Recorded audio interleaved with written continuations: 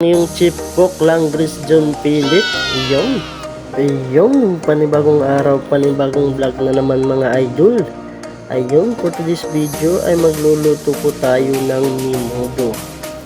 As you can see guys, naghihiwa na po tayo ng sibuyas, bawang at carrots, patatas po. Isusunod natin dyan for preparation po ng ating panghalo sa ating menudo. Yan yung carrots saka patatas po, babalatan po natin yan at para mahiwa na din natin at ma-prepare natin, mahanda na natin bago tayo mag-umpisa pagluluto mga idol.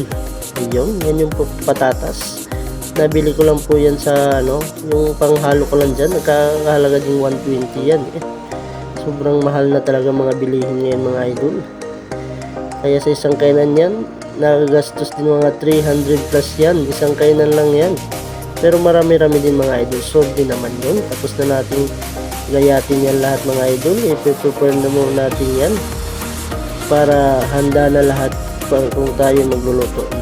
Ito nga pala yung mga idol, ayan, carrots, siyempre yung karne natin kasim po ng baboy yan, kasim yung pinili natin pang menudo yan.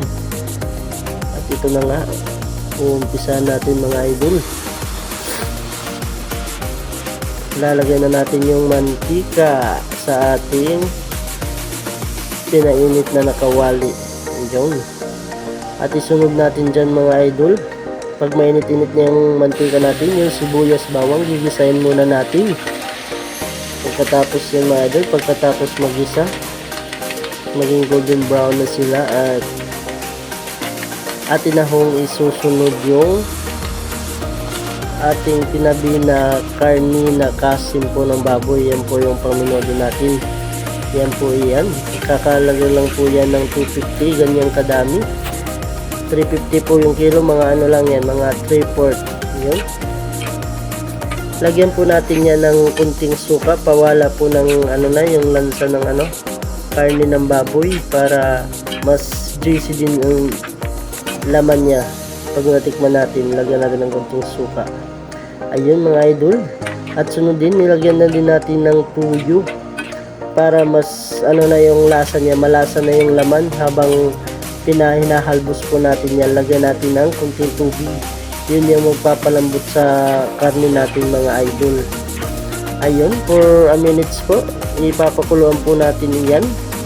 Ating hayaan muna yan. Takpan natin ng kulang-kulang na takip. Ayan, pagkatapos ng lumambot, dinagyan na natin ng carrots saka patatas para sabay na siya sa paglambot ng karne at takpan uli. Ayan na ang resulta mga idol, medyo malambot na yan lahat, lambot na din yung kaya tinitimplahan na natin yun, mekos na yan insan. Ayun, pinagalo ay tinikman na, may lasa na pala yan mga idol, nakulo pa yan tamang-tama lang din yung sabaw natin gawa ng mga kasamahan ko dito mga idol. To sa patis, sa sabaw. Gustong-gusto yung masabaw dahil inaalagay sa kanin. Ayun. Simpleng luto lang pala itong mga idol. Lutong bahay lang ng yung Chief Cook Langris John Philip. Ayun. Simpleng menudo lang po. Pwede nyo po itong gayahin. Madali lang po ito mga idol. Yan po. Kung matitikman nyo yan, sobrang sarap po yan mga idol. Sobrang malapot yung sauce niya, gawa ng lagyan ba natin yan ng kunting ketchup para mas mapula-pula. Ayan, ito na po yung finished product mga idol. Ayun, kung nagustuhan po yung aking video, please like, follow, and subscribe my social media account for more videos and cooking ideas. Thank you, bye bye.